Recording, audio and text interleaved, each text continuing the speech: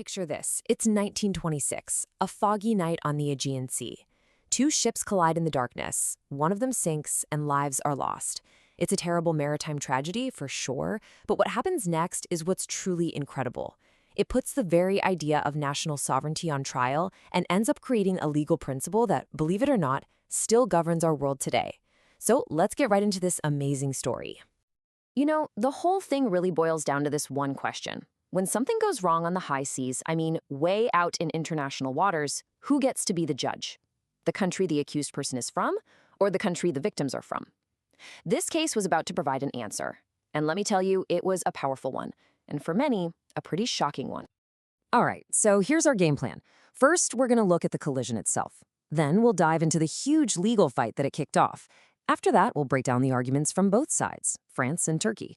And finally, we'll unpack the game-changing idea that came out of all this, the Lotus principle. Okay, first up, the collision. Let's set the scene for what happened out there on the water, because this was way more than just some unfortunate accident. So things moved fast, real fast. On August 2nd, 1926, a French steamer, the Lotus, smashes into a Turkish coal ship, the Bozkurt. The next day, the Lotus pulls into port in Constantinople, which of course we know today is Istanbul. And then, just 2 days after that, boom, Turkish police board the ship and arrest the French officer who was on watch, a man named Monsieur de Mons. They charge him with manslaughter. Now, you have to understand, this was a huge deal. It just wasn't something countries did. And this is why Turkey felt they had to act. I mean, this wasn't some minor fender bender at sea. The Bozkurt was literally sliced in two. It went down, and 8 Turkish sailors and passengers lost their lives. So for Turkey, this wasn't some abstract legal issue happening miles from shore. This was a crime that killed their people, and they were determined to see justice served in a Turkish court. And that action, of course, leads us right to the core of the conflict. France was, to put it mildly, furious. Their position was pretty simple. How on earth can you arrest a French citizen who is on a French ship in the middle of the ocean and then try him in a Turkish court? No way. This whole massive international incident really comes down to one single word: jurisdiction. It's just a fancy term for who has the power to make the rules and judge the case. The thing is, both France and Turkey were claiming they had it, and they couldn't both be right, right? So, with neither side backing down, they did something pretty remarkable. They agreed to let a third party decide. They took their case to what was then the world's highest court, the Permanent Court of International Justice. And this is the actual, very formal question they put before the judges. It's a bit wordy, but what they're really asking is simple. Did Turkey overstep? Did they break the unwritten rules of how countries are supposed to behave? All right, let's get to the main event, the legal showdown. In this corner, you've got France, an established global power, defending what they saw as centuries of maritime tradition.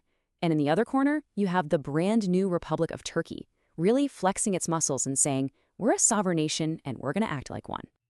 Okay, so their arguments were fundamentally different. It really boils down to two completely opposing ideas. For France, it's all about the flag flying on the ship. For Turkey, it's about where the damage was actually done. Let's dig into each of these. So France's case was pretty traditional. Think of it this way. A ship on the open ocean is basically a floating piece of its home country. It's French soil just on water. So according to them, only France, the flag state, gets to make the rules there. They argued, look, if you let another country step in just because their citizens were hurt, you're trampling on our sovereignty and it's going to be total chaos out there on the seas. But then Turkey comes back with this really, really clever argument. They say, okay, France, we agree. A ship is like a piece of your territory. But here's the thing. The crime didn't happen on your ship. They argued the negligence on the Lotus only became a crime when it had its fatal effect. And that effect, the sinking, the deaths, all happened on the Bozkurt. And since the Bozkurt was Turkish territory, well, that means the crime was committed on Turkish territory, giving them full jurisdiction. So you've got these two powerful, compelling arguments. How in the world does the court decide? Which one of these ideas is going to win out and basically set the rules for everyone on the high seas? And the decision, well, it was a bombshell. The court sided with Turkey. They declared that Turkey had not violated international law by arresting and prosecuting the French officer. For a lot of people watching around the world, this was just unbelievable. France had lost. So the big question is, how did they get there? And it all comes down to the logic in this one sentence from their decision. Seriously, this line is now legendary in international law. What it's basically saying is this: countries are independent. You can't just assume there are rules telling them what they can and can't do. And that very line of reasoning gave birth to what we now call the Lotus principle. And it's a huge deal.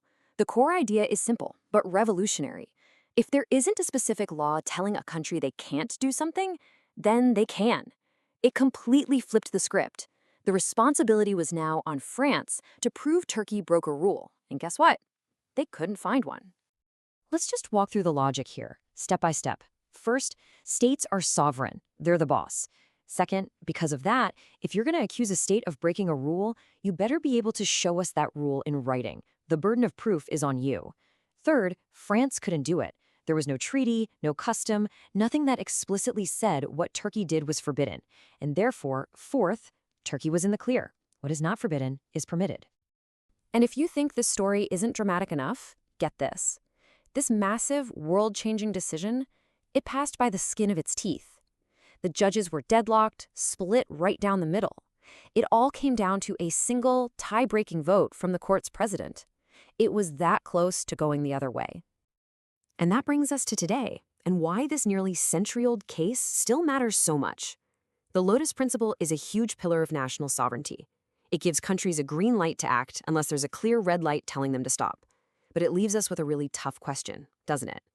In a world that doesn't have a global police force, does a principle of whatever's not forbidden is allowed create stability, or does it just open the door for powerful nations to do whatever they want?